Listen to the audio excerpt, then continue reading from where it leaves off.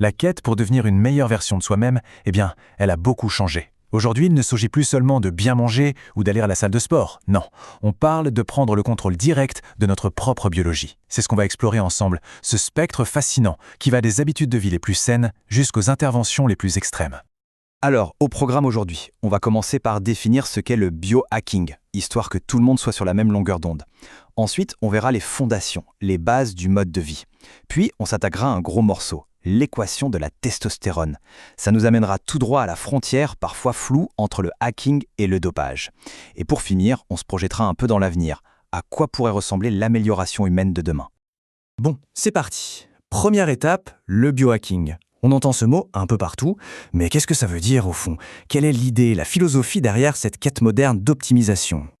Alors, si on décortique le mot, c'est assez simple. Bio pour la vie et hacking pour l'idée de décoder, de comprendre et de prendre le contrôle.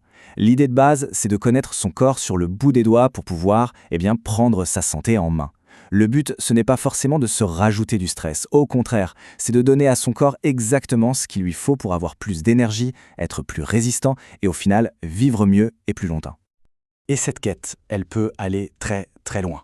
On ne parle plus juste d'optimiser son quotidien, non. Là, on touche potentiellement à la redéfinition même de l'être humain. Forcément, ça soulève des questions énormes, un mélange de promesses incroyables et de risques éthiques. C'est le décor parfait pour la suite de notre discussion. Ok, avant de parler de membres mécaniques et de génétique modifiée, revenons un peu sur Terre.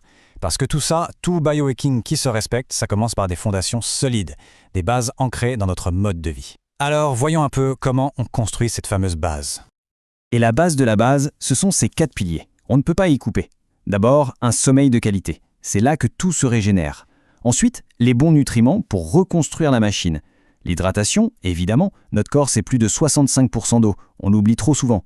Et enfin, la récupération active, pour aider le corps à se nettoyer après l'effort. Soyons clairs, si on ne maîtrise pas ces 4 points, tout le reste, c'est du vent. Zoom sur l'alimentation, qui est un levier absolument fondamental. C'est assez simple en fait. D'un côté, on a les aliments qui vont nous aider, qui vont soutenir notre équilibre hormonal, les protéines maigres, les bonnes graisses, les légumes, les noix. De l'autre, on a tout ce qui peut perturber la machine, les produits ultra transformés, les sodas pleins de sucre, les fast-foods. Et bien sûr, il y a l'entraînement. En musculation, le principe est simple. On stresse le muscle pour qu'il s'adapte et grossisse. Mais la clé, c'est la méthode. Étape 1. On maîtrise les mouvements de base. La sécurité et l'efficacité d'abord. Étape 2, on augmente la difficulté petit à petit. C'est la fameuse surcharge progressive. Et étape 3, peut-être la plus importante, on évite de trop en faire. Le muscle ne grossit pas à la salle, il grossit pendant le repos. Voilà, les bases sont posées. Maintenant, on va passer de ce qu'on fait à l'extérieur à ce qui se passe à l'intérieur, la chimie du corps. Et là, on va parler d'hormones et surtout d'une en particulier, la testostérone. Pourquoi est-ce que c'est la cible numéro 1 de ceux qui cherchent l'optimisation à tout prix? Parce que la testostérone, c'est bien plus que l'hormone masculine. Physiquement, oui, elle est cruciale pour la masse musculaire, la densité des os. Mais son impact est aussi énorme sur le mental, l'humeur, le niveau d'énergie, la confiance en soi, la libido. C'est vraiment une hormone clé du bien-être général, que ce soit chez les hommes ou chez les femmes d'ailleurs. Alors pour qu'on ait un ordre de grandeur, gardez bien ce chiffre en tête. Un jeune homme en pleine forme produit naturellement environ 50 mg de testostérone par semaine. Voilà, c'est notre point de référence, la production naturelle du corps. Et maintenant, attention, dans le milieu du bodybuilding pour l'amélioration des performances, les doses utilisées sont de 1000 à 2000 mg par semaine. Faites le calcul, c'est 20 à 40 fois la production naturelle. Là, on ne parle plus d'optimisation, on parle d'une intervention biochimique massive. Et cet écart gigantesque, il nous amène en plein cœur du débat.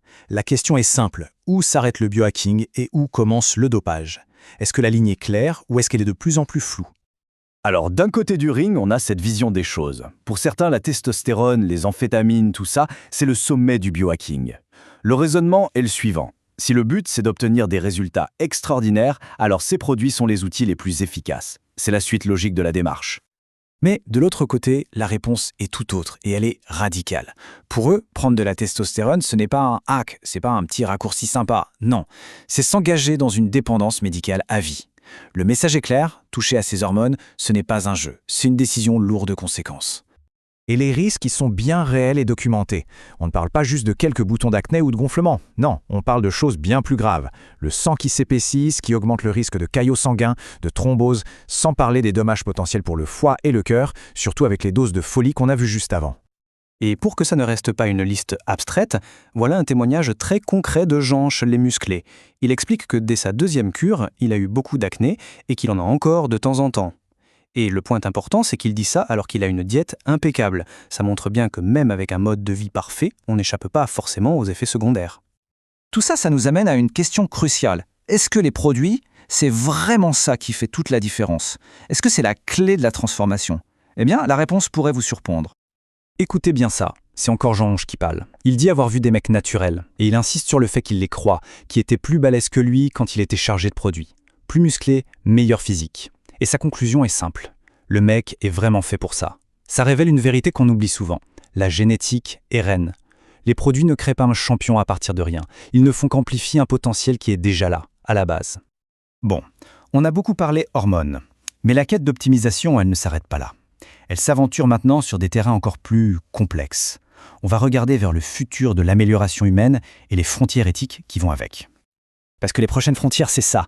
L'ingénierie génétique, la possibilité de modifier notre ADN, l'idée très controversée des bébés sur mesure où on pourrait choisir certains traits, et bien sûr, les humains augmentés par la technologie, avec des puces, des implants, on passe clairement du biohacking au bioengineering. Et tout ça, ça nous laisse avec une question absolument vertigineuse. Entre simplement optimiser notre bien-être et carrément nous transformer en quelque chose d'autre, où est-ce qu'on trace la limite? La technologie nous donnera sans doute les moyens, le comment faire, mais la vraie question, la plus difficile, c'est à nous de la poser. Qui ou quoi est-ce qu'on a vraiment envie de devenir?